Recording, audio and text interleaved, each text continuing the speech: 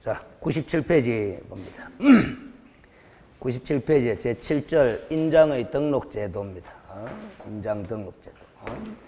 자, 우리 공인중개사법 아마 16조에 규정되어 있는 내용이 싶은데, 중개인이 사용할 인장을 업무 개시 전까지 미리 등록해두고 그 등록한 인장을 중개 행위에 반드시 사용해야 될 의무가 있다. 이런 취지의 규정이라 그러세요.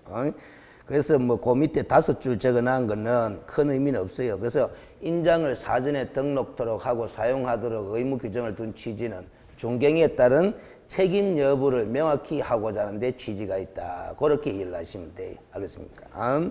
그리고 뒷페이지로 안 가봐요. 구체적인 이제 법조문의 규정을 살펴보는데 등록 의무도 있지만 무슨 의무도 있다. 사용 의무도 있다. 이 말이지.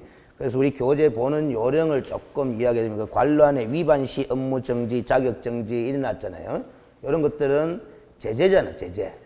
그래서 2개를 적어 놓은 거는 인장 등록해야 될 의무가 있는 자가 누구와 누구다. 개업 공인중개사와 소속 공인중개사거든. 근데 그 개업 공인중개사가 위반하면은 무슨 정지고, 업무 정지고, 소속 공인중개사가 위반하면은 뭐 자격 정지다 하는 걸 미리 메모해 둔 거라.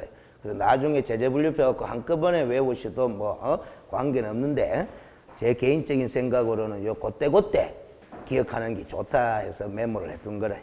자, 그 다음 양갈로 1번에 보면은 누구와 누구는 인장 등록해라. 개업 공인중개사와 소속 공인중개사는 인장을 등록해라 라는 겁니다. 양갈로 2번은 사용해야 된다는 사용 의무를 규정해 둔 거라. 등록 의무만 있는 것이 아니고 무슨 의무도 있다. 사용 의무도 있다. 근데 중개 행위를 함에 있어서는 이걸 진하게 줄 거 나왔잖아요. 그럼 중개행위가 아닌 행위에는 사용 의무가 있다 없다? 없다라는 거야. 사용해도 관계는 없고 뭐 딴 도장을 사용해도 관계는 없는데 무슨 행위에는 꼭 사용해야 된다. 중개행위에는 꼭 사용해야 된다라는 겁니다. 그래서 그렇게 하시면 돼요. 자, 그 다음에 양갈로 3번으로 가봐요. 변경될 수도 있는데 사용하는 인장이 변경됐을 때도 변경일로부터 며칠 이내 7일 이내에 변경 등록을 해라라는 소리다. 알겠어요? 변경 등록. 자, 2번으로 고쳐주고 갑니다. 인장 등록의 시기와 방법에 나는데 언제 전까지 하면 된다? 업무 개시 전에라는 거죠. 업무 개시 전에. 구체적인 기한 없어요. 업무 개시 전까지만 하면 되는데, 알겠어요? 두 번째 줄 끝에 한번 봐봐요. 따라서 인장 등록을 하지 않아도 중개사무소 개설 등록은 한다 뭐 한다? 한다. 그 말은 인장 등록은 중개사무소 개설 등록의 요건이 아니고 무슨 요건에 해당한다? 업무 개시 요건에 해당하기 때문에 그래. 근데 양갈로 2번 요거는 별표 표시를 좀 해둬요. 알겠어요? 최근에 몇 년 전에 신설된 건데 알겠어요? 업무 개시 전까지 하면 되는 것이 인장 등록인데 사정에 따라서는 무슨 신청이나 무슨 신고와 같이 할 수 있다. 중개사무소 개설 등록 신청이나 고용 신고와 같이 할 수도 있다라는 거야. 그래서 개업 공인중개사의 인장 등록은 개설 등록 신청과 같이 할 수 있다. 이런 취지고 소속 공인중개사의 인장 등록은 어차피 소속 공인중개사는 무슨 신고해야 되니까 고용신고해야 되니까 고용신고할 때 인장 등록도 함께 할 수 있다. 이렇게 이해를 하시면 돼요. 99페이지로 갑니다. 그럼 인장의 구체적인 등록 방법에 나왔는데 양갈로 3번 요걸 읽을 때는 요즘을 생각해야 돼요. 요즘을. 여기 이제 헷갈리게 된다. 개업 공인중개사도 인장 등록 의무가 있고 뭐 소속 공인중개사도 인장 등록 의무가 있다 이 말이야. 근데 이 개업 공인중개사는 세 종류잖아요. 법인인 개업 공인중개사, 뭐 공인중개사인 개업 공인중개사, 부칙 제6조 2항에 따른 개업 공인중개사. 그럼 결국 인장 등록해야 될 의무가 있는 사람은 네 사람이다. 알겠어요? 이런 네 종류의 신분을 가진 사람이 다 인장 등록을 해야 되는데 요 세 사람의 공통점이 개인이야, 개인. 알겠어요? 요 사람은 법인이고. 그렇죠?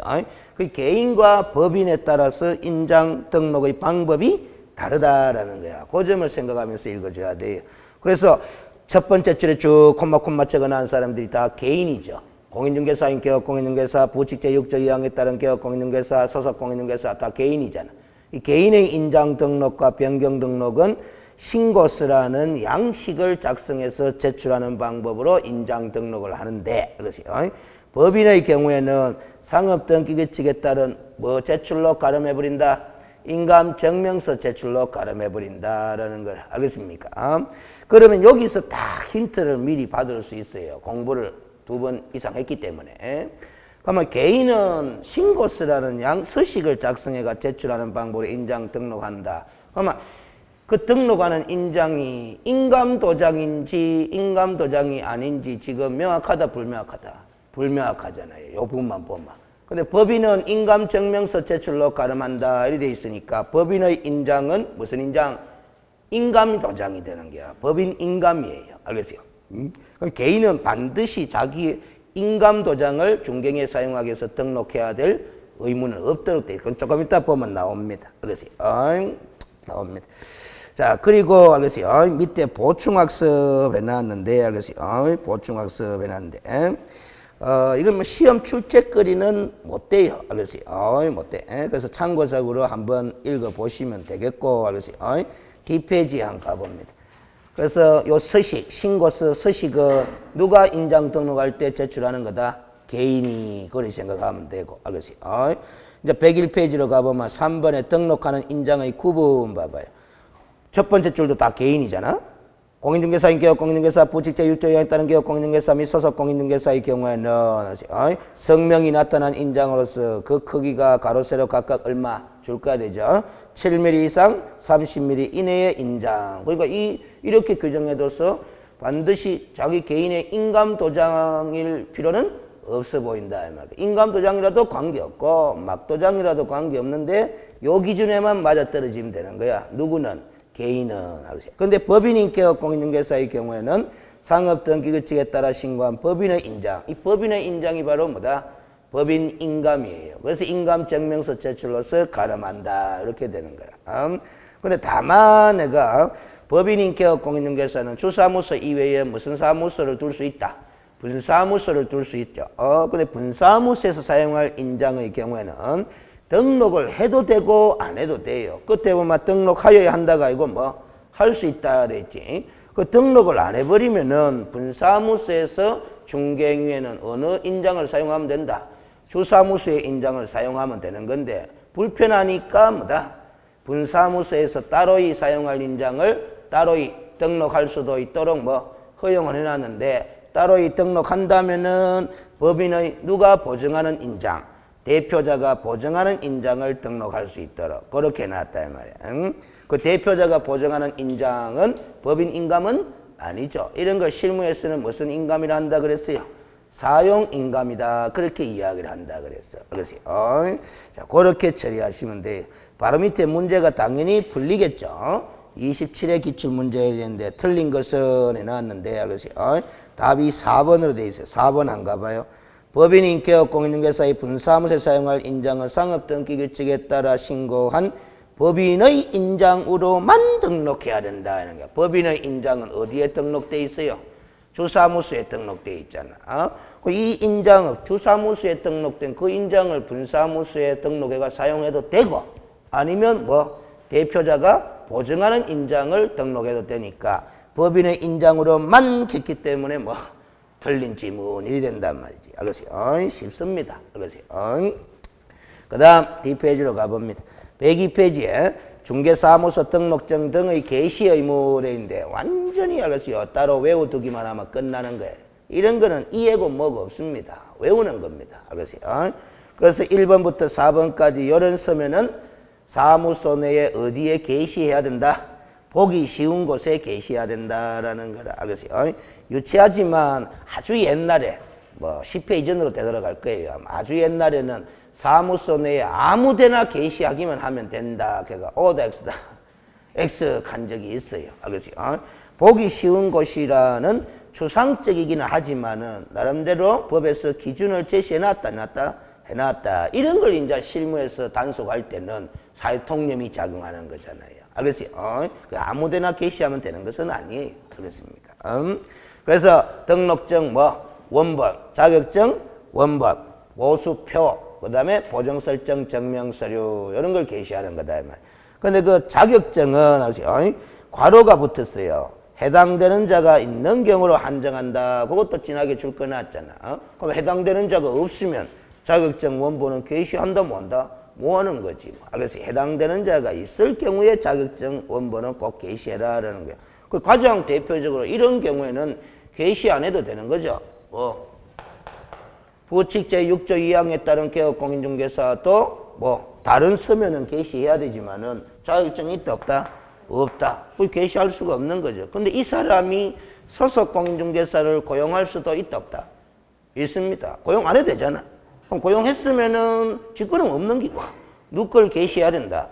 소속 공인중개사의 자격증 원본을 게시해야 되는데 그래서 고용 안 했으면 이 사람은 자격증 게시할 게 없어요. 알겠어요? 그래서 해당되는 자가 있는 경우로 한정한다. 이렇게 되는 거라. 알겠습니까? 자, 그럼 됐고, 알겠어요? 또 한 번 더 지적해 드립니다. 여러분들 이제 문제풀이 단계로 서서히 가야 될 단계가 됐기 때문에 102페이지에 그 기출문제 보면은 1번이 무슨 증 원본? 사업자 등록증 원본. 위에 4가지 외운 서류에는 있어 없어요? 없죠? 그래서 답이 1번이야. 근데 이런 걸 알겠어요. 이의 신청하기나 자꾸 질문하는 사람은 문제를 똑바로 안 봐서 그렇다라는 거지. 실제 중개사무소에 가면 사업자 등록증 원본 다 게시돼 있다 안 돼 있다? 돼 있고 또 게시해야 돼. 알겠어요? 무슨 소리가 있죠? 그럼 이 답 없지 않느냐 하면서 이의 신청하거나 의문을 품는 사람이 있는데 문제가 무슨 상?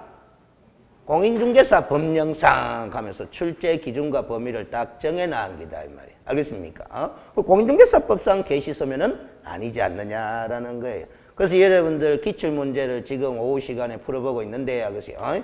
다 거의 대부분의 문제가 실무 문제 빼놓고 법령 문제는 다 문제 앞대가리에 뭐가 딱 붙어 있다. 공인중개사 법령상 하면서 다 붙어요. 알겠습니까? 그런 게 되면. 그래야 출제위원들도 출제 오류를 범하지 않게 돼요.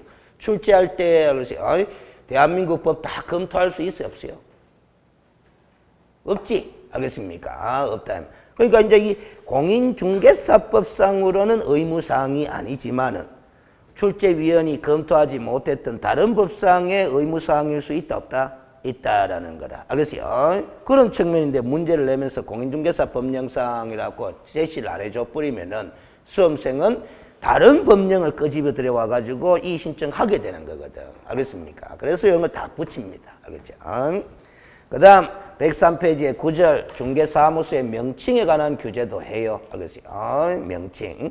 그래서 이 부분 읽을 때는 또 이것도 한번 생각하고 읽어가면은 뭐다? 아하, 그렇구나. 이런 생각도 들어요. 여러분들 길거리 왔다 갔다 하면서 중개사 사무소, 개업공인중개사의 사무소 간판을 다 자주 보잖아요. 보니까 문구가 다 거의 똑같다 안 똑같다? 거의 똑같잖아요. 알겠어요? 똑같은 이유는 뭐다? 법으로 그 명칭을 뭐하고 있기 때문에 규제하고 있기 때문에 그걸 다 준수해야 되기 때문에 다 천편일률적으로 똑같아 비는 거예요. 알겠습니까? 그런 거다. 자, 그래서 어떻게 규제를 해놨는지 보자.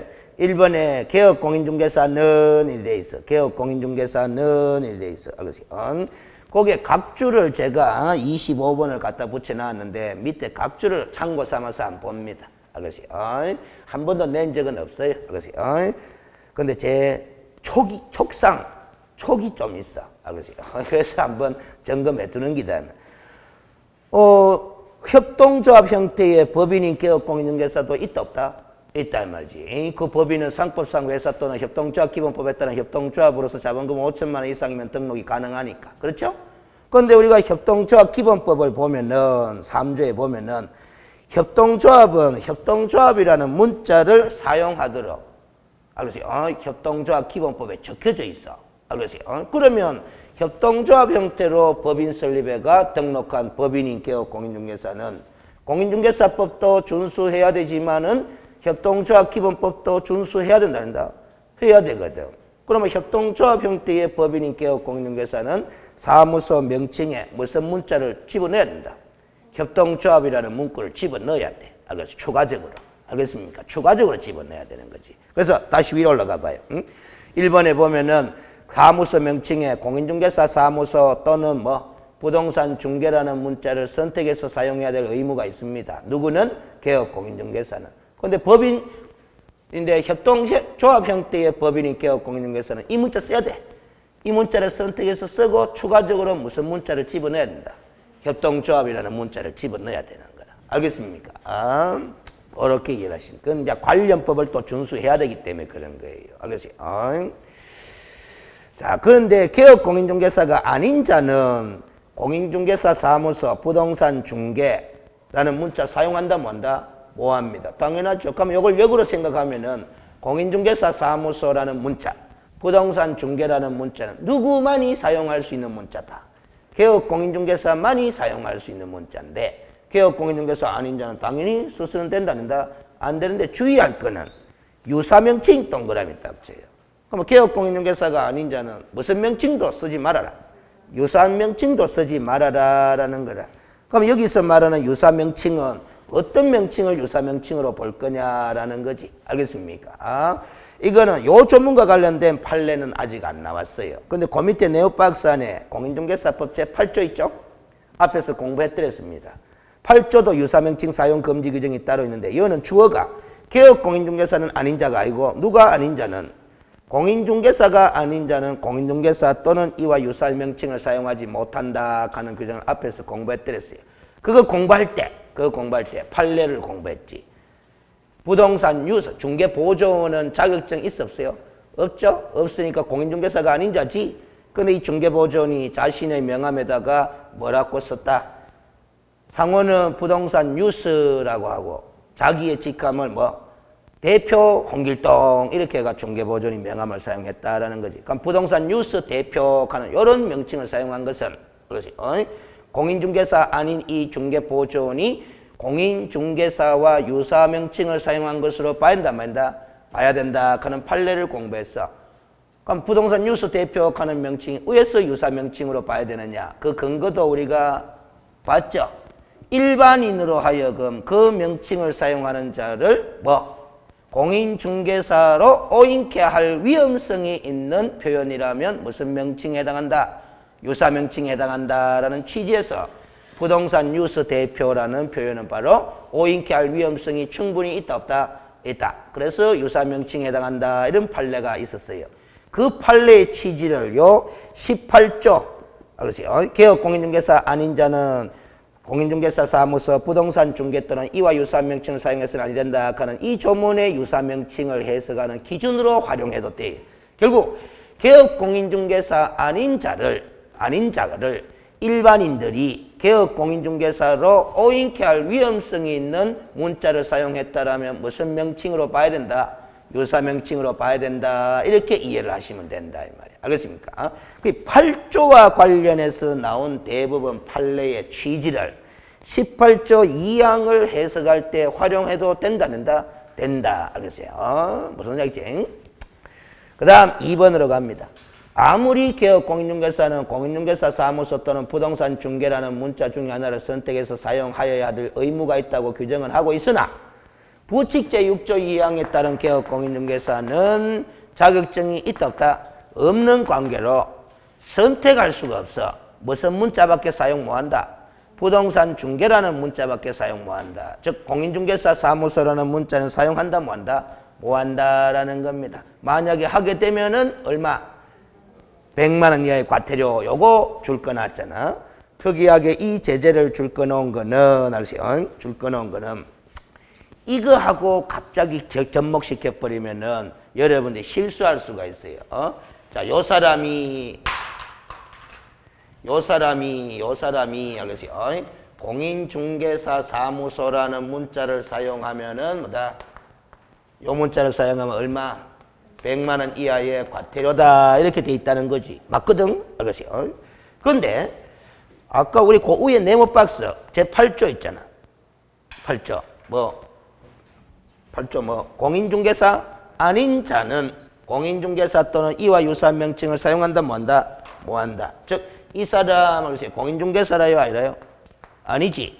그 공인중개사 아닌 자 맞지? 아닌 자 맞지? 맞잖아. 근데 이 사람이 이 명칭을 사용하면 이 명칭을 사용하마. 공인중개사 명칭 사용했나 안 했나? 사용했나 안 했나? 했잖아. 알겠어요. 했잖아. 그러면 몇 조 위반이고? 8조 위반이 되면 이건 1년 이하의 징역 또는 1천만 원 이하의 벌금형으로 돼 있거든. 알겠습니까? 무슨 소리인지 알겠어요? 그러면 봐봐요. 부칙 제6조 2항에 따른 개업 공인중개사가 공인중개사 사무소라는 문자를 사용하면은 이 사람이 이 문자 사용한 것으로 봐가지고 1년 이하의 징역 또는 1천만 원의 벌금형에 해당한다. 이렇게 오해할 수 있다 없다? 있는 게라. 알겠어요? 그래서 특별히 뭐 100만 원 이하의 과태료 사유다 하는 거 주의 좀 해라라는 소리입니다. 알겠어요? 그럼 뭐가 안 맞죠? 안 맞죠? 근데 법을 이렇게 100만 원 이하의 과태료 부과 사유로 해둔 거는 이 사람은 기득권을 인정받아서 자신의 이름으로 중개업을 영위할 수 있는 자다라는 점을 감안해가. 알겠어요? 형사처벌하지 않고 뭐 100만 원 이하의 과태료 부과 사유로 제재를 완화시켜 놨다. 이렇게 생각하고 지나가면 돼. 알겠습니까? 단순 비교해버리면 오해하기가 딱 쉽다 이 말이야. 헷갈리면 안 됩니다. 그 시험 지문에 부칙 제6조 2항에 따른 개업 공인중개사가 사무소 명칭에 공인중개사 사무소라는 문자를 사용한 경우에는 1년 이하의 징역 또는 1천만 원의 벌금형에 해당한다 하면 OX, X 주의하셔야 된다 이 말이야. 알겠습니까? 근데 요 문자로 나오면 오해요. 공인중개사 아닌 자가 공인중개사 또는 이와 유사한 명칭을 사용한 경우에는 1년 이하의 징역 또는 1천만 원의 벌금형에 해당한다 하면 뭐 그건 오케이 해야 된다 이 말이야. 알겠습니까? 주의를 좀 해야 돼. 그 다음 3번에 알겠어요. 개업 공인중개사가 두 번째 줄에 뭐를 설치하는 경우, 옥외 광고물을 설치하는 경우, 오고 줄 딱 끝나요. 알겠어요. 그 옥외 광고물을 설치하는 경우 하는 국어를 해석하면은 설치해야 될 의무가 있어 비나 없어 비나? 없어 보여. 설치해도 되고 뭐 안 해도 되는 거야. 그래서 이것도 몇 년 전에 물었어요. 개업 공인중개사는 옥외 광고물을 설치할 의무가 있다 없다? 옥외 광고물을 설치할 의무가 없다. 이렇게 물은 적이 있어. 알겠습니까? 그것도 쏘가 넘어가기 쉽죠. 왜? 내가 본 바에 따르면 길거리 왔다 갔다 보면서 보면 옥외 광고물 다 설치해놨더라 안 했더라? 다 해놨잖아. 간판 다 걸어놨잖아. 알겠어요? 그런데 설치할 의무가 없다 하면 O로 보이나 X로 보이나? X로 보이잖아요. 알겠어요? 그 O입니다. 옥외 광고물, 즉 간판을 설치할 의무는 없습니다. 해도 되고 안 해도 되고. 안 하면 뭐 지만 손해지 뭐. 손님 안 오니까. 알겠습니까? 그게 다 설치하는 게. 그러면 설치한다면은 뭐를 표기해야 된다? 성명을 표기해야 된다라는 걸 알겠어요. 근데 괄호가 있죠. 법인의 경우에는 자 대표자 동그라미, 분사무소의 경우는 신고 필정이 된 책임자를 말한다. 책임자 동그라미. 알겠어요. 성명을 표기하여야 한다라는 소리라. 알겠어요. 성명을. 자, 그래서 우리가 기출 문제를 분석해 보면 이런 현상이 보인다라는 것도 한번 들어봐봐요. 이 조문을 이 3번의 내용을 시험 문제에 처음 언급했을 때 뭐를 물었느냐? 옥외 광고물을 설치하는 경우 개업 공인중개사에 뭐를 표기하여야 한다? 성명을 표기해야 한다. 이렇게 묻는 거죠. 그러니까 그 다음에 또 물어요. 그러세요. 1년이 지났든 2년이 지났든 또 물어요. 물을 때는 성명을 표기해야 한다. 이거 안 물어. 안 묻고 관로 안에 뭐 법인의 주사무소의 경우는 누구? 대표자. 분사무소의 경우는 누구? 책임자의 성명을 표기. 그거 묻는 거라. 알겠어요? 무슨 소리였지? 그러니까 봐봐요. 자꾸 문제를 냈는 데서 또 자꾸 내다 보면은 뭐다? 자꾸 세밀한 부분을 자꾸 언급하는 거라. 알겠습니까? 무슨 소리인지 알겠죠? 그래서 공부를 아주 골고루 해야 될 상황이 돼 있어요, 지금. 알겠어요? 자, 근데 그 성명의 크기는 어느 정도 크기로 표기해라? 인식할 수 있는 정도의 크기로 표기해라라는 걸 알겠습니까? 인식할 수 있는 정도의 크기로. 그런데 제가 질문을 해봅니다. 수험생들한테. 알겠어요? 여러분들한테 하는 것도 아니고. 알겠어요? 그 성명을 어느 정도 크기로 표기해야 됩니까? 이렇게 물어요. 그러면은 이런 답을 많이 하더라고. 알겠어요? 수험생들이. 알아물 수 있을 정도로 표기하면 됩니다. 이렇게 하더라고. 맞아요? 틀려요? 맞지? 알겠어요? 근데 그런 답을 한다는 것은 그분은 뭐다? 책을 외웠다. 덜 읽었다. 내용은 알고 있는데 덜 읽었다. 이 말. 그 알아물 수 있을 정도의 크기로 표기하면 된다. 이 말보다 인식할 수 있는 정도의 크기로 표기해야 한다. 같은 말이지만은, 글을 자주 읽었다라면 그 표현이 나올 거 아닙니까? 그렇죠. 제가 이런 이야기를 하는 거는 시험 출제위원이 시험 지문을 구성할 때 알아볼 수 있을 정도의 크기로 이런 표현을 쓰겠어요? 안 쓰지. 뭐 인식할 수 있는 정도의 크기. 그리고 제가 요구하는 것은 뭐냐면 가급적 시험 출제위원들이 구사하는 사용하는 표현을 자꾸 익혀주는 것이 시험 시간 절약하는데도 좋고 또 실수로 틀리지 않는데도 도움이 되고 맞다 이 말. 그러기 위해서 자꾸 해줘라. 아는 것도 이해대가 정확히 아는 것도 읽어주라라는 거죠. 알겠습니까? 그게 잘 어려워요. 저도 공부해봤지만은 내용을 확실히 안다 싶은 거는 보고 싶다 안 보고 싶다? 안 보고 싶어. 시간도 없는데. 알겠습니까? 그러다가 이제 그런 현상이 발생하는 거예요. 그래서 이제 실전에 들어가면은 뻔하게 아는 것도 눈에 콩깍지가 뒤피시는지 그 순간 착각해가 실수로 틀려버리는 경우가 생긴단 말이에요. 알겠습니까? 그 다음 뒷페이지 봅니다. 104페이지에 보면은 등록관청은 동그라미를 지났죠? 그거는 이미 기출된 문제가 그 자리에 뭐라고 바꿔가 시도지사는 이래가 틀렸다 하면서 또 출제된 바가 있어서 해놓은 거예요. 이런 거는 제가 진하게 줄을 안 끊었더라도 항상 법을 공부하는 사람은 민법이든 공법이든 법을 공부하는 사람은 뭐를 정확하게 인식하는 습관은 만들어 놔야 된다. 문장을 읽을 때. 주어, 옳지, 주체해도 돼.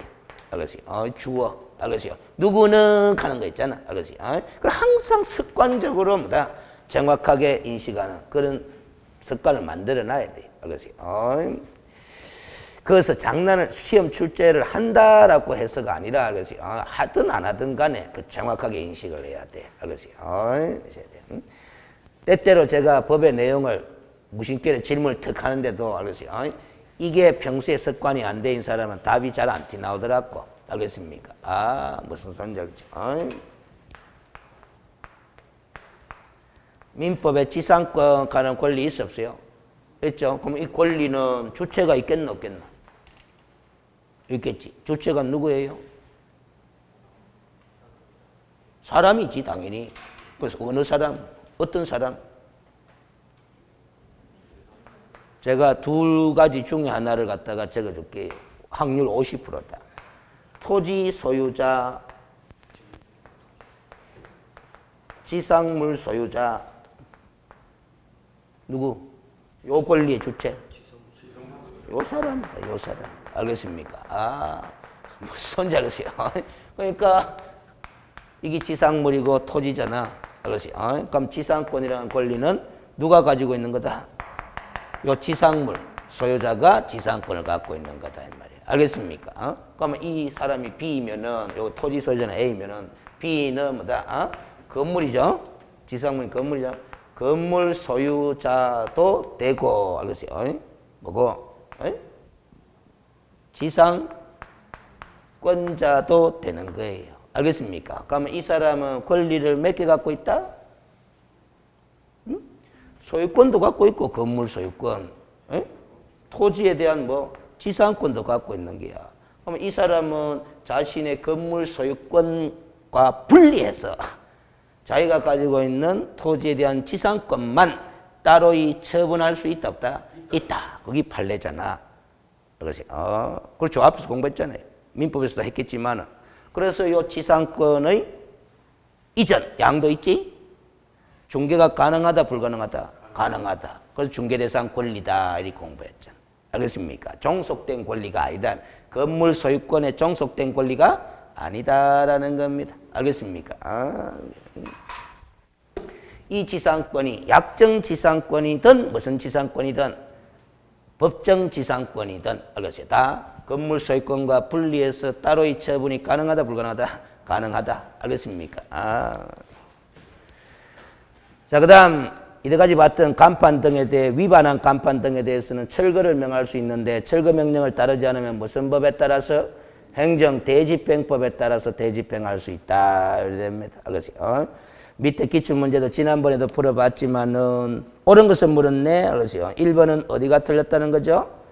법률 하는 글자가 들어가서 틀렸다라는 거잖아. 그렇죠? 알겠어요? 2번은 어디가 틀렸다라는 거죠? 유사 명칭은 사용하나 뭐나? 뭐 하잖아. 알겠어요? 그래서 돌려버렸고 3번은 알겠어요? 어디다 돌려버렸어요? 옥외 광고물의 성명을 거짓으로 표기한 경우에는 뭐 100만 원 이하의 과태료 부과 대상인데 500 했기 때문에 틀린 거잖아. 그렇지? 이런 식으로 봐봐요. 제재가 지문 5개 중에 1개가 툭 끼들어온다 안 온다? 끼들어와. 근데 여러분들이 제재 분류를 제대로 했다 뭐 했다? 뭐 했으면 요거 세모할까 아이가? 그렇죠? 1번 틀렸다 2번 틀렸다 잘 맞췄어. 그러면 3번은 언제 X인지 잘 몰라. 못 외워가지고. 이건 암기잖아 제재 분류는. 그럼 세모 해놨는데 4번을 또 읽어봤어. 분사무소에 옥외 광고물을 설치하는 경우에는 누구의 성명을 표기해야 됩니까? 책임자의 성명을 표기해야 된다 하는데 여러분들이 이걸 읽다가 뭐다? 이것도 맞는지 틀리는지 잘 감이 없었어. 그럼 또 이것도 세모했다 치자. 그럼 세모가 몇 개 나왔다? 2개 나왔다. 그런데 5번 봐봐. 등록관청이 위법하게 설치된 사무소 간판에 철거를 명하였으니 이를 철거하자는 경우는 그 철거일자는 행정대집행법 하는 게 생각이 났어. 그럼 틀린 거 확실하죠? 그러면 1번 X, 2번 X, 5번 X 했는데 3, 4번이 뭐다? 둘 다 세모돼 있는 거야. 근데 만약에 여러분들이 제재 분류를 확실히 외웠다 쳐봐. 그러면 3번도 확실히 뭐 X. 그러면 4번은 세모잖아. 나머지 4개가 다 확실히 X인데 세모 치는 그걸 뭐 답으로 찍을 수밖에 더 있나? 알겠어요? 그 찍더라도 제재 분류가 이렇게 한 개씩 지문으로 톡톡 들어가면은 뭐다? 제재 분류만 확실히 해놓으면은 찍더라도 확률적으로 맞출 가능성을 높이게 된단 말이에요. 그래서요. 거의 요즘은 제재는 이렇게 지문 한 개씩 툭툭 끼워 넣는 게 많아. 알겠어요? 한꺼번에 자라락 물어보질 않습니다. 근데 여러분들은 외울 때는 한꺼번에 외워본다는 거지. 두 문자 따가지고. 무슨 소리인지 알지? 그러니까 출제하는 거는 한꺼번에 안 묻는데 공부는 또 여러분들이 뭐다? 한꺼번에 해버린다. 안 맞아떨어진 게야. 그래서 제 교재의 편집은 그때그때 관로해가 장글씨로 뭐다? 위반시 뭐 하면서 딱 메모를 해놨잖아. 그때그때 공부하는 거예요. 알겠어요? 그 다음 105페이지로 갑니다. 10절에 중개대상물의 뭐? 표시 광고 해놨어. 자, 이 표시 광고 가는 제목은 이걸 생각하고 가면 돼요. 알겠어요? 이거 교차로에 매물 광고를 낸다라는 거. 거기 바로 표시 광고 행위다라는 소리입니다. 알겠습니까? 자, 1번 개업공인중개사가 의뢰받은 중개대상물에 대하여 표시 광고를 하려면 했습니다. 표시 광고를 안 해도 되죠. 광고 안 하면 뭐 손님 안 오는 기고. 광고를 하려면 중개사무소 개업공인중개사에 관한 사항으로서 대통령령으로 정하는 사항을 뭐해라? 명시해라. 명시 안 하면 얼마다? 100만 원의 과태료 부과 사유인데 대통령령으로 정하는 사항이 뭐냐? 2번에 적어놨잖아. 2번에. 영제 17조에 2 해가지고 그걸 외워야 되는 거죠. 알겠어요? 사무소의 명칭, 소재지 및 연락처, 개업공인중개사의 성명, 법인의 경우에는 대표자의 성명을 명시하는 거지. 자, 이걸 이제 명시해라라고 이제 외워야 되는 건데, 알겠어요? 상식적으로 함정에 빠지기 쉬운 사항이 이거잖아. 중개사무소 개설 등록 번호 가는 거. 알겠어요? 개설 등록 번호. 알겠어요? 우리가 경험칙에 의하면은, 알겠어요? 개설 등록 번호, 뭐 허가 번호 이런 거 있으면 뭐다 다 표시하는 거 많이 봤어요? 안 봤어요? 봤지? 알겠어요? 그런데 이 표시, 중개대상물의 표시 광고에 관한 규정에서는 개설 등록 번호는 명시사항이다, 아니다? 아니다. 주의 좀 해두자라는 소리입니다. 알겠어요? 그렇게 합니다. 3번에 개업공인중개사 아닌 자는 당연히 중개대상물에 관한 표시 광고를 해서는 된다, 안 된다? 안 된다라는 거. 위반하면 몇 녀이다? 1녀이다라는 겁니다. 알겠어요? 근데 요 질문을 딱 던지고 확실히 하고 갑시다. 개업공인중개사 아닌 자는 하는 말은 등록 안 했는 사람 아이가? 등록한 자를 개업공인중개사라니까. 그렇죠? 무등록자죠? 근데 이 사람이 중개대상물에 대한 표시 광고를 하면 위반이 되는 거잖아. 왜 했을까? 중개대상물에 대한 표시 광고를 왜 했을까? 영업하려고. 그렇죠? 그럼 무등록자잖아. 무등록 뭐고? 중개업. 그럼 몇 년이고? 3년 이하의 징역 또는 3천만 원 이하의 벌금이면 한순간 그렇게 딱 머릿속에 굴러가 뿐만 또 실수한다 이 말이에요. 알겠습니까? 그런데 이 사람이 무등록자는 맞죠? 근데 중개대상물에 대한 표시 광고를 했다라는 것 자체가 영업이라고 단정할 수 있나? 없죠? 알겠습니까? 일회성에 그친 표시 광고를 했다 하면 뭐고? 무등록 상태에서 중개를 했을 뿐이지 중개를 업으로 했다고 볼 수 없는 상황이에요. 그럼 3년 가지 않는다는 겁니다. 물론 이 사람이 표시 광고를 지속적으로 하면서 중개업을 수행한 사실이 드러나게 되면 당연히 몇 년으로 가는 거다? 3년으로 가는 거지만은 단순히 표시 광고 행위를 했을 때는 뭐다? 몇 년으로 처벌하겠다? 1년으로 처벌하겠다라는 뜻이에요. 알겠습니까? 그러니까 그 업에 이르렀느냐 안 이르렀느냐 이런 거는 사실관계를 이제 현실에서 따져봐야 되는 거예요. 알겠습니까? 그 다음 4번은 뭐다? 참고사항으로 입법 취지를 제가 소개해놓은 거니까 읽어보시기만 하면 돼요. 그걸 시험 지문에 내지는 않습니다. 알겠어요? 왜 이 표시 광고에 관한 규정을 신설해 넣었느냐 그 취지를 설명해 놓은 거니까. 알겠습니까? 그 다음 뒷페이지로 갑니다. 알겠어요? 11절에 무선증 대여 금지, 등록증 대여 등의 금지. 저 앞에서는 무선증 대여 등의 금지, 자격증 대여 등의 금지 공부했던 기억이 나죠? 그거하고 내용이 거의 똑같다 안 똑같다? 똑같습니다. 알겠습니까? 단지 앞에 거는 자격증이고 뒤에 거는 뭐 등록증이다라는 것 뿐이지. 그러면 물어보겠습니다. 알겠어요? 자격증을 대여하지 말아라 하는 규정이 앞에서 있었다 이 말이지. 알겠습니까? 아마 6조에 있었을 거예요. 알겠어요? 누구는 주체가 누구는 자격증을 대여하지 말아라. 공인중개사는 요리 되는 거죠. 알겠어요? 맞죠? 그러면 지금 공부하는 거는 무슨 증 대여하지 말아라, 등록증 대여하지 말아라 이래 있잖아. 알겠어요? 누구는 개업 공인중개사는 이제는 기다. 주어가 달라요. 알겠습니까? 의무의 주체가 같다 다르다라는 거예요. 알겠습니까? 그러면 봐봐요. 요 규정을 이 사람이 위반하면은 당연히 뭐 자격 취소. 알겠어요? 그리고 몇 년? 1년짜리로 병과. 알겠어요? 요 사람이 뭐다? 요 규정을 위반하면 뭐? 자, 아직도 습관을 안 들여놨죠. 제가 여러분들 입에서 등록 취소라는 이 글자를 내뱉을 때는 항상 앞에다가 뭐 절대적이냐 상대적이냐 붙이도록 연습을 하시라. 어차피 구별해야 되거든. 알겠어요? 뭐 절대적 등록 취소다. 그리고 뭐 1년 3년이 아니라. 알겠습니까? 무슨 소리인지. 그래서 이게 이제 같이 묶어서 공부하는 게 좋아. 책은 따로 떨어져 있지만 조문의 위치가 달랐어요. 그래서 항상 머릿속에 대여 금지 이 내용이 떠오르면 내가 공부한 공인중개사법에는 자격증 대여 금지 규정도 있고 뭐 등록증 대여 금지 규정도 있었지. 이렇게 같이 늘 생각하면서 문제를 풀어 들어가도록 하세요. 알겠습니까? 그리고 그 자격증이든 등록증이든 대여라는 단어의 의미는 같다 다르다? 같다라는 거다. 알겠어요? 대여라는 단어의 의미는 이렇다라는 것이 판례의 취지다잖아. 뭐 증이 없는 사람, 자격증이든 등록증이든 증이 없는 사람은 일을 한다 뭐한다? 뭐 하는데? 증 없는 사람이 실질적으로 중개 업무를 수행하고, 그렇죠? 형식만, 외관상으로만 증 있는 사람이 업무를 수행한 것으로 만들어 놓는 행위. 요게 바로 뭐다? 증의 대여 이렇게 본다 그랬잖아. 알겠습니까? 그렇죠. 거기 판례잖아요. 3번에 대법 판례 그걸 적어놨죠. 그렇지. 그럼 공부 다 됐어요. 그렇지. 그런데 또 주의를 할 거는, 요 사람이 자격증을 대여하면 요 사람이 위반한 거잖아?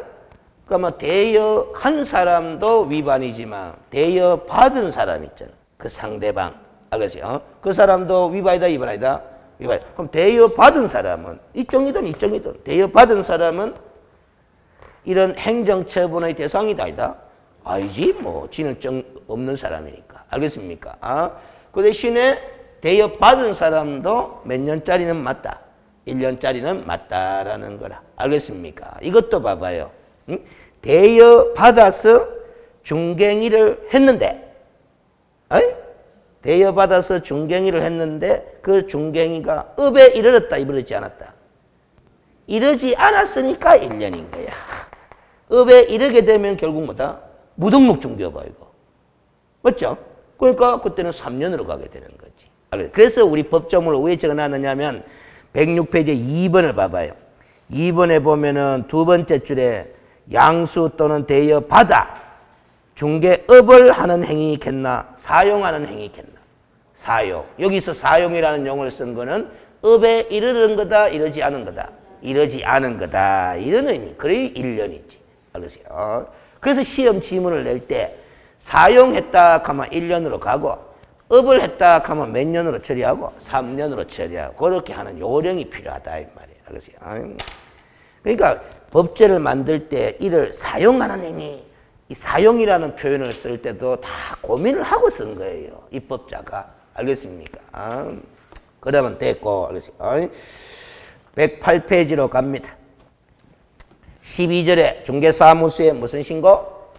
이전 신고 해놨습니다. 시험에 자주 등장하는 주제 중에 하나라, 테마 중에 하나입니다. 그래서요.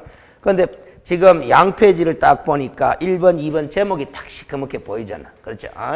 그 등록관청 관할지역 내에서 이전하는 경우하고 관할지역 외의 지역으로 밖으로 이전하는 경우하고 구분해 놨는 거는 법조문 자체가 절차가 같다 다르다 다르게 설정되어 있기 때문에 그렇게 구분한 거예요. 알겠습니까?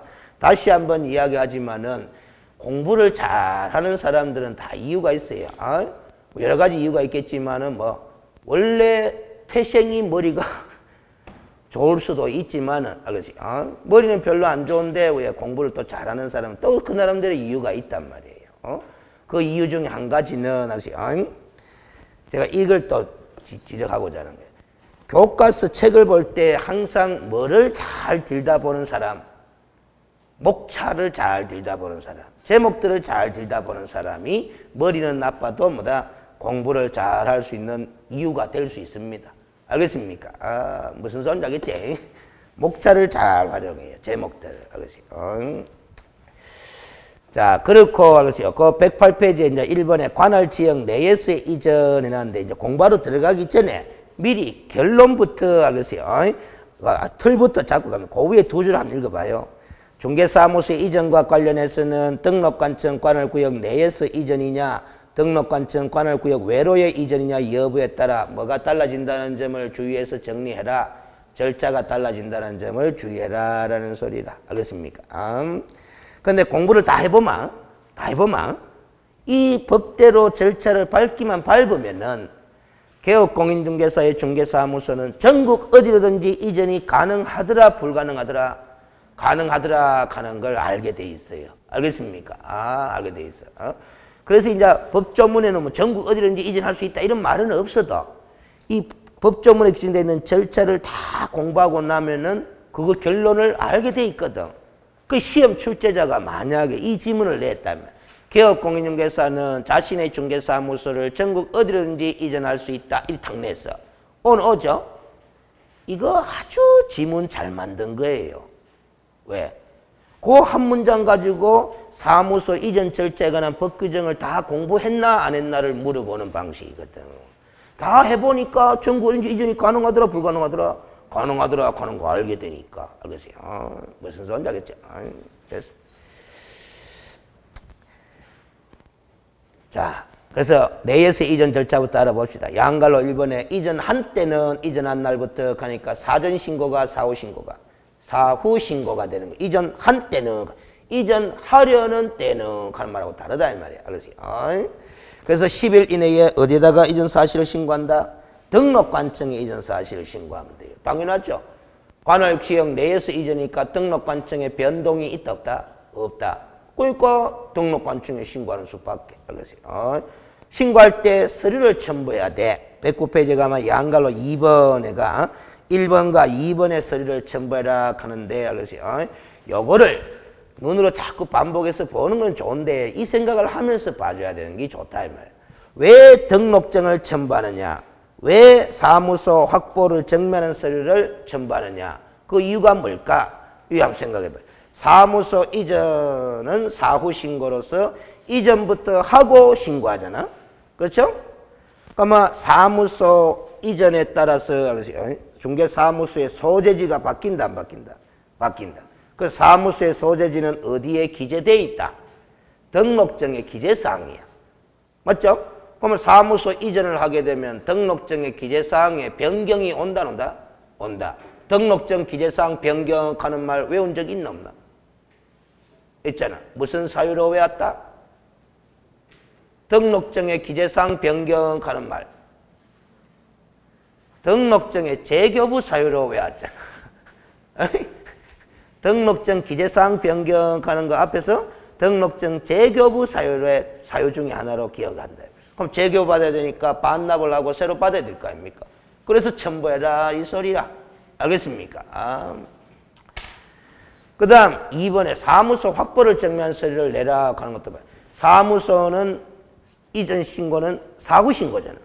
그럼 이전부터 한 다음에 신고하는 거잖아요. 그럼 이전했는 그 건물도 중개 사무실로 사용하기에 적합한 건물로서 이 개업공인중개사가 사용권을 확보했어야 한다 했습니다. 했어야 된다. 그래서 그 건축물 대장에 기재된 건물의 중개사무소의 사용권을 확보했음을 증명하는 서류를 첨부해라 이 소리야. 알겠습니까? 만약에 건축물 대장에 기재가 되기 전에 건물을 확보했다라면은 무슨 검사는 받았다면은 사용 검사는 받았다라면 관계없잖아. 그렇죠? 그렇지만은 건축물 대장이 아직 기재가 안 됐기 때문에 왜 기재가 안 됐는지 그 지연되는 사유를 적은 서류도 함께 뭐 해라? 첨부해라 이 소리. 그 등록 신청 시 제출서에서 다 점검했던 거잖아. 그렇죠? 그 이런 식으로 생각하고 1번, 2번을 자꾸 반복하면서 기억하려고 해야 돼. 이게 이해식 암기야. 이해식 암기다 이 말이야. 무턱대고 첨발하고 돼 있으니까 왜 첨발한지 이유도 모르고 그냥 외우는 거는 맹목적 암기고. 알겠어요? 이해식 암기를 하는 게 좋다 이 말이야. 알겠어요? 그 다음 양갈로 3번. 그러면 이제 이전 신고를 받은 등록관증은 내용이 적합하다면은 당연히 등록증을 뭐 하는 거다? 재교부. 그래서 등록증 반납했지 않느냐? 그러면 등록증 재교부 자 하여한다 돼 있죠? 자 물어보겠습니다. 지금 사무소 이전 신고 서류를 첨부해가지고 뭐다 제출했지. 등록증 재교부 신청은 한 적이 있다 없다? 없잖아. 사무소 이전 신고 서류를 냈지. 등록증 재교부 신청서를 낸 적은 없어요. 그런데 재교부 하여야 한 달이 나오잖아?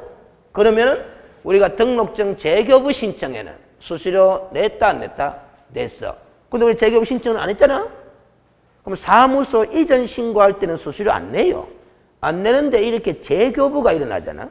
그러면 재교부 신청서는 안 냈지만 요런 말을 해야 돼. 재교부 신청에 준하는 뭐를 내라?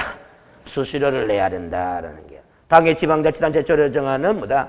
수수료를 내야 된다라는 소리입니다. 알겠습니까? 그런데 다만 관할 지역 내로 이전하는 경우잖아. 지금은 이때는 재교부 안 해도 좋고 반납받은 등록증에 변경사항을 기재가 이를 교부할 수 있다 이렇게 놨잖아.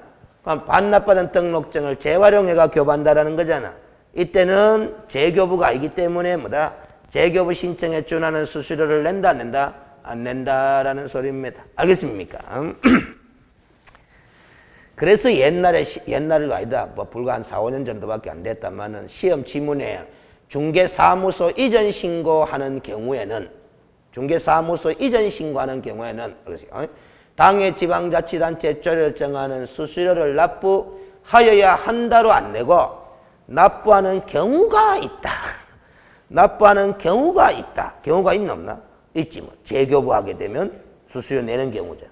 재교부하게 되면 수수료 내는 경우고 뭐 변경사항을 기재해서 이를 교부할 때는 수수료 안 내는 경우니까 수수료를 납부해야 되는 경우가 있다. 내가 오로 낸 거예요. 알겠습니까? 그때 그 지문이 상당히 어려웠어요. 왜냐? 1년 동안 수업하면서 알았어요. 사무소 이전 절차 공부는 했는데 수수료에 관한 거는 들어본 적이 있다 없다? 없었거든. 그때 시험 칠 때. 알았어요. 수수료라고 들어본 거는 6가지밖에 안 들어봤어. 등록 신청 시, 등록증 재교부 신청 시, 분사무소 설치 신고 시, 분사무소 설치 신고 필증 재교부 신청 시, 공인중개사 자격시험에 응시할 때, 자격증 재교부 신청할 때. 요 6가지밖에 수수료는 기억이 안 나는데 갑자기 시험 지문에 중개사무소 이전 신고하는 때에는 수수료를 납부하는 경우가 있다. 그러니까 내가 기억이 안 나는데 있나? 없을 낀데 하면서 다 틀려버렸어요. 알겠어요? 무슨 소리인지 알겠어요? 그나마 그 지문을 OX로 이제 물은 게 아니잖아. 1, 2, 3, 4, 5, 오지 선당으로 묻는 바람에 그거는 모르겠는데 다른 지문에서 답이 보이더라 안 보이더라? 보이면은 운 터진 거지. 알겠습니까? 아, 그런 게다. 그 다음 이번에 관할지역 외의 지역으로 이전하는데 이전한 날부터 마찬가지 며칠이네? 10일 이내 신고하는 건 똑같아요. 근데 어디다가 신고한다? 이건 등록관청에 변동이 일어나니까 어느 등록관청에 신고해라 돼 있어요? 이전 후 가는 거기 출제 포인트가 되는 거지. 이전 후 동그라미 치고. 그러면 이 관할지역 외의 지역으로 이전하는 것도 사무소 이전 행위면 똑같고, 그러니까 이전 신고 시에 첨부하는 서류는 똑같다 안 똑같다? 똑같지 뭐. 양갈로 2번은 내용이 똑같은 거예요. 알겠습니까? 양갈로 3번 이게 이제 별표가 돼야 되죠. 왜? 특이한 절차니까. 신고를 받은 이전 후 등록관청은 종전 등록관청에 관련 서류를 송부해 줄 것을 뭐해라? 요청하고, 이 경우 종전의 등록관청은 지체 없이 관련 서류를 이전 후 등록관청에 송부하게 돼 있다. 여기 이제 등록관청에 변동이 있기 때문에 그런 거잖아. 그래서 요 문장을 읽을 때는 이렇게 생각하면서 뭐다 읽어줘도 돼요. 어이? 여러분들이 이것이 남구청 입장이 돼봐요. 그러니까 북구에서 남구로 사무소를 이전하는데 신고를 남구에다 한다는 거잖아. 그렇죠? 어디서 영업하다가? 북구에서 영업하다가. 그럼 여러분이 남구청 입장이 되면은 어떤 개업공인중개사가 넘어오노? 궁금하나? 안 궁금하다? 궁금하다. 어떤 개업공인중개사인지 누구가 잘 알고 있다? 북구청에서 잘 알고 있다라는 겁니다. 종전등록관청에서 잘 알고 있다. 그 관련 서류 보내라 이렇게 요청하는 거다. 알았다. 보내드릴게. 이래 되는 거다. 알겠습니까? 이렇게 생각하면서 자꾸 읽어주는 게 또 뭐? 이해식 암기 되는 거예요. 여러분들 이 객관식 시험 치는 거는 모든 것은 결국 뭐다? 암기로 기결이 됩니다. 알겠습니까? 자꾸 선생님들이 뭐다? 암기하려고 하지 말고 이해라 해서 또 결국은 이해한 그 내용은 기억을 해야 한다. 해야 시험 문제 풀 때 활용을 하거든. 알겠지? 그런 게 되면. 이해식 암기 이런 식으로 자꾸 생각해요. 자, 그럼 됐고 110페이지에 가면은 그러면 송부하는 서류가 어떤 거냐? 1, 2, 3 이 세 가지 서류인데 이것도 이해식 암기를 하면 봐봐요. 원래 북구에서 뭐다 등록회가 영업하고 있으니까 북구청에 가면 등록대장이 있을 거다 없을 거다? 있을 거다. 그 등록대장에 기록하고 등록증을 줬을 거 아닙니까? 그렇죠? 공부 그래 했잖아. 그러면 그 등록대장을 어디로 보내준다? 남구로 보내준다. 그리고 이 북구에 원래 등록 신청 서류를 냈을 거 아닙니까? 그 등록 신청 서류 냈던 것도 다 어디로 보내준다? 남구로 보내준다. 알겠어요? 그런데 이제 3번이 조금 더 깊이 있게 이해를 해야 된다 그랬죠. 최근 1년간 행정처분 서류 보내줘라. 왜 보내준다? 최근 1년간 행정처분 서류 가는 거는 요 북구에서 영업하면서 최근 1년 사이에 뭐다? 북구청으로부터 받은 행정처분 기록 있죠? 이걸 남구로 보내주라라는 게. 왜 보내준다? 메모하라 그랬잖아요. 1년 이내 시리즈 때문에 그걸 적으라 그랬죠. 1년 이내 시리즈. 1년 이내 시리즈 때문에 보내주는 거다. 1년 이내 시리즈가 몇 개 있었어요? 3개. 그 제가 그걸 읽어드리면은 뒤에 가면 나오죠. 최근 1년 이내에 2회 이상 업무 정지 처분을 받고 다시 업무 정지 처분에 해당하는 행위를 한 경우. 여기 절대적 등록 취소 사유죠. 두 번째, 최근 1년 이내에 3회 이상 업무 정지 또는 과태료 처분을 받고 다시 업무 정지 또는 과태료 처분에 해당하는 행위를 한 경우 상대적 등록 취소 사유. 맞죠? 그 다음 세 번째 시리즈. 최근 1년 이내에 2회 이상 업무 정지 또는 과태료 처분을 받고 다시 과태료 처분에 해당하는 행위를 한 경우 업무 정지 사유. 요 세 가지 규정이 최근 1년 이내 시리즈 규정이라 그렇게 강의를 했잖아요. 이 최근 1년 시리즈 규정을 둔 취지는 최근 1년 사이에 비교적 경미한 위반 행위를 다반사로 저지르게 되면은 한층 더 가중된 행정처분을 행하기 위한 규정이다. 그렇게 이해하라 그랬죠. 그래서 보내주라라는 겁니다. 그 다음 행정처분 절차가 진행 중인 경우에는 그 관련 서류도 보내줘라. 요거는 왜 보내주느냐? 그 밑에 양갈로 6번에 답이 있어. 왜 보내주는지 6번부터 봐요. 신고한 행정처분은 누가 행한다? 이전 후 등록관청이 행한다. 거의 남구청에서 행하니까 북구청에서 행정처분 절차 진행 중일 때 사무소 이전해 갚으면 그 관련 서류도 남구로 보내줘라 이 소리잖아. 양갈 5번 봐봐.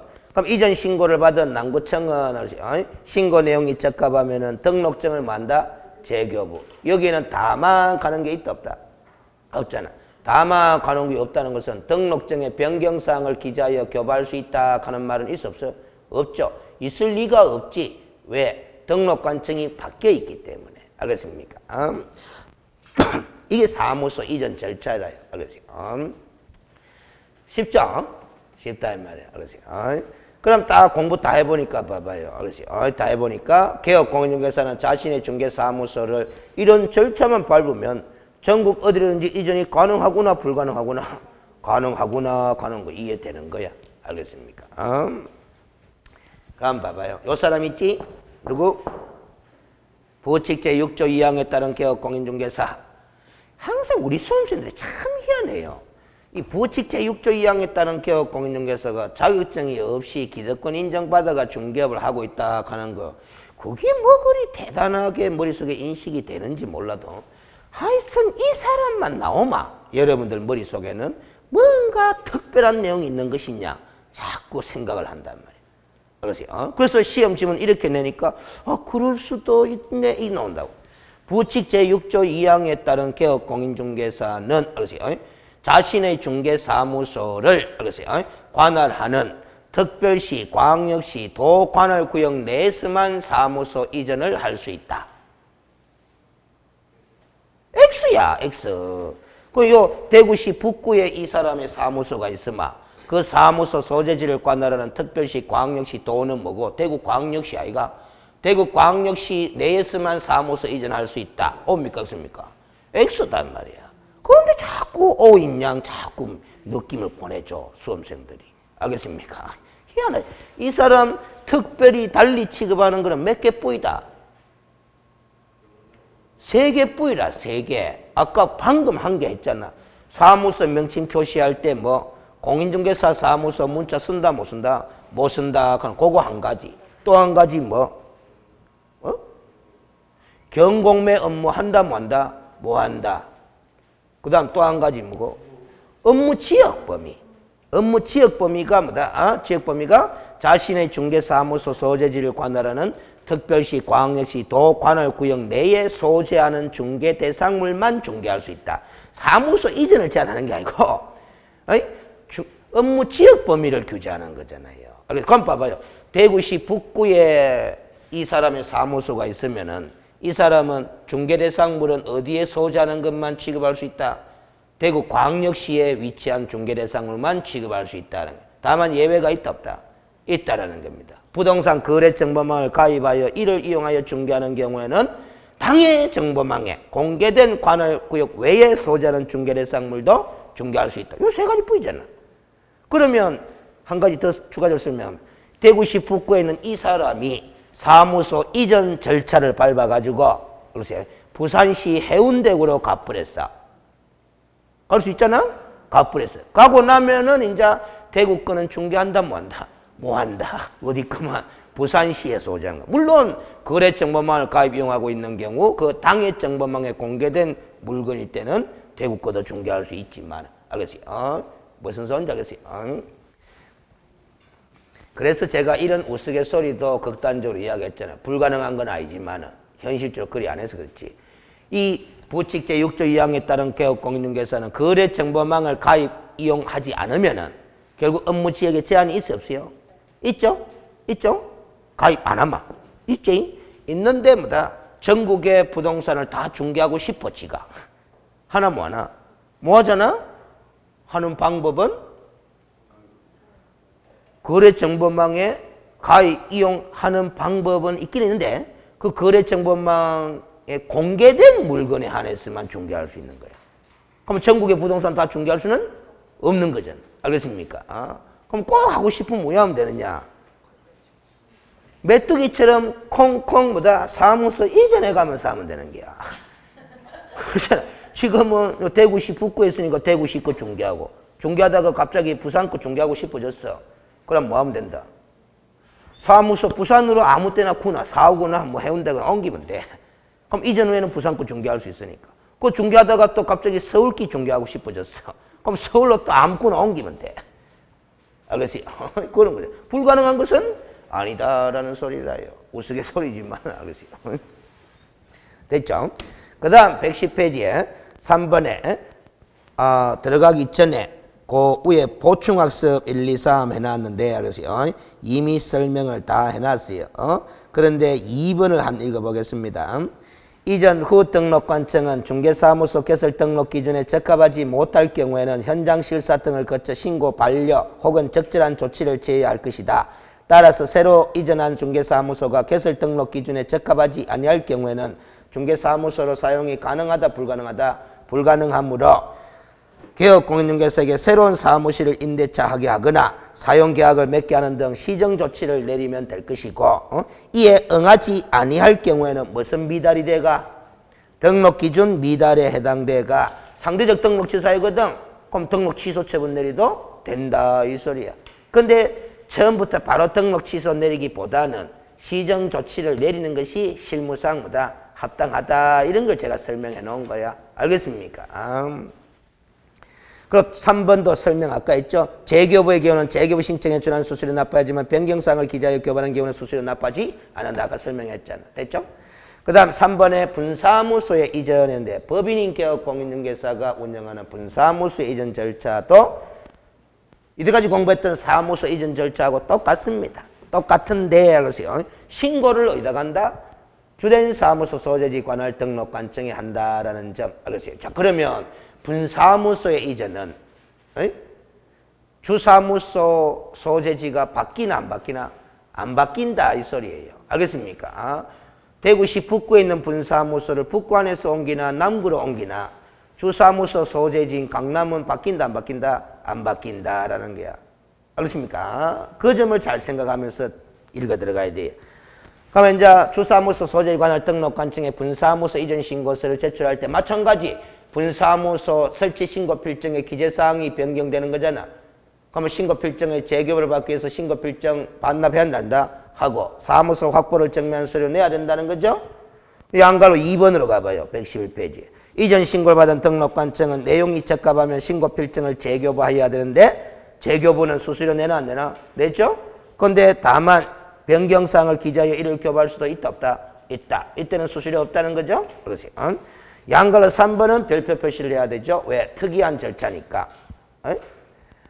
분사무소 이전 신고를 받게 되면은 지체 시 그 분사무소 이전 전 및 이전 후 소재지를 관할한 시군장에게 분사무소 이전 사실을 알려주라, 통보해주라라는 거죠. 왜 통보합니까? 가만 모르니까 통보하는 거지. 그렇죠? 왜 모릅니까? 이리 물으면은 어디다가 신고했으므로 주사무소 소재지 관할 등록관청에 신고했으므로 모를 수밖에. 이렇게 알겠습니까? 이게 이제 분사무소 이전이야. 그러면 저 밑에 알겠어요. 4번에 공동사무소에 이전하는 거는 우리 법에 따로 이 규정이 없어요. 없는데 공동사무소 운영이 가능하잖아? 그럼 그 공동사무소 자체 이전은 이때까지 공부했는 이전 절차 그대로 밟으면 돼요. 그대로 밟으면 되는데 누가 신고해야 되노? 개업공인중개사가 한 명이가 여러 명이가? 여러 명인데 다 따로따로 신고를 해야 된다라는 거예요. 알겠습니까? 따로따로. 그 옛날 법에는 그 따옴표 조문이 있었어요. 한번 읽어봐요. 공동사무소에 소속된 개업공인중개사에 대해서는 공동사무소의 대표자가 일괄하여 사무소 이전 신고할 수 있다라는 옛날에 규정이 있었는데 2005년도에 의회대부터 삭제됐다. 다 따로따로 합니다. 따로따로 하는데 신고 내용이 똑같나 안 똑같나? 똑같지. 동일한 위치로 사무소 이전에 가니까. 그렇죠. 그래서 이거 쏘가 넘어가기 쉬워요. 똑같은 신고 내용인데 뭘 따로따로 할 필요 있느냐. 대표자가 일괄해서 신고할 수 있도록 해도 좋지 않느냐 싶다는 거죠. 알겠어요? 그 쏘가 넘어가면 안 돼요. 규정이 있었는데 왜 됐다? 삭제됐다라는 겁니다. 알겠어요? 이러면 이제 사무소 이전 절차도 끝났는데 이 사무소 이전 신고에 관한 사항도 등록관청은 다음 달 10일까지 어디에 통보하게 돼 있다? 협회에 통보하게 돼 있다라는 거죠. 113페이지에 그걸 나오잖아. 무슨 소리냐 있죠?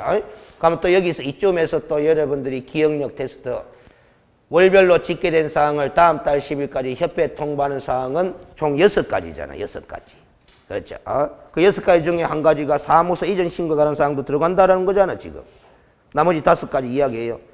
등록증 교부에 관한 사항, 그 다음 뭐, 분사무소 설치 신고에 관한 사항, 그 다음 뭐, 휴폐업 등의 신고에 관한 사항, 휴업 신고, 폐업 신고, 기간 변경 신고 이런 거 있잖아. 그 신고에, 휴폐업 등의 신고에 관한 사항, 그 다음 뭐, 행정 처분에 관한 사항, 등록 취소 내린 사항, 업무 정리 처분 내린 사항, 이런 사항을 협회에 통보해 주라라는 소리예요. 그 다음 소속 공인중개사나 중개보조원에 대한 뭐 고용신고 또는 고용관계 종료 신고하게 돼 있잖아.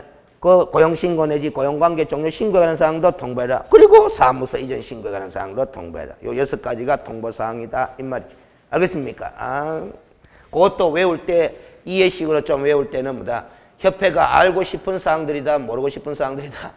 알고 싶은 사항들인데 협회가 스스로 알기가 어려우니까 잘 알고 있는 누가 통보해 주는 거다.